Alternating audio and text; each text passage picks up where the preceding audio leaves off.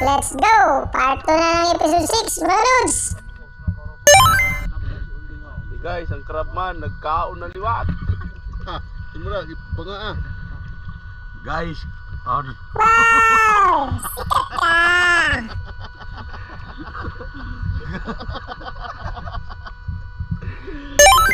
Pusit agad kay Idol Crabman, mga lods, oh! Wow! Sikat ka!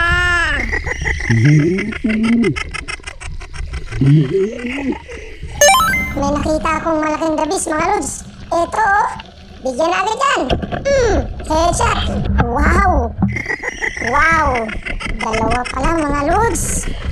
Akala ko mag-isa lang to. Lagi pala talagang magkasama pag the best. Ang lalaki pa. Wow. Sikat ka. Meron din pala si Idol Marlon. Malaking snapper, mga lods. Wow. Sikat ka.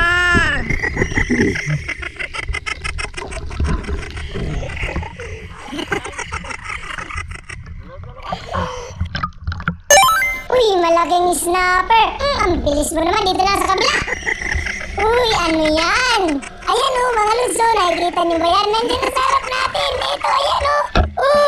Sapul. Wow. Sikat ka. Ang laking cuttlefish. Kulambutan, mga lods. Grabe. Ang galing niya mag-blend, no? Yung sa lumot. ibalyo lang mag-akin.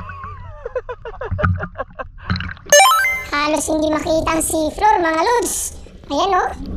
May kalaliman itong spot namin ngayon. Tapos, maghahanap pa tayo kung may isda dito. Uy, buti na lang, oh. Kita niyo, mga lods. Ayan, oh. Ang laking snapper. Talagang nag-aantay sa atin. Headshot ka. Wow! Sikat ka. Kurta. Hindi nakagalaw, mga lods.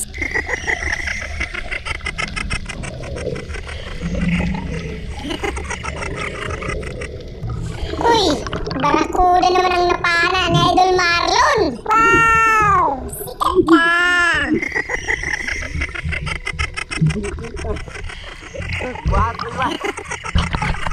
Aba, ikaw lang matindi, Idol Crabman. Napakalaking talakitok, mga lods, oh. Wow! Sikat ka. Kurta, mga lods. Isang pana lang, hindi na nakagalaw. Bumuli si Jazz. Nagigit ako, guys. Si Idol Baro naman.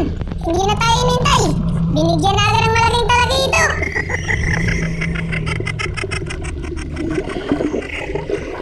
Wow! Sikat ka. Bahala tayo, ay. Paano naman na yun?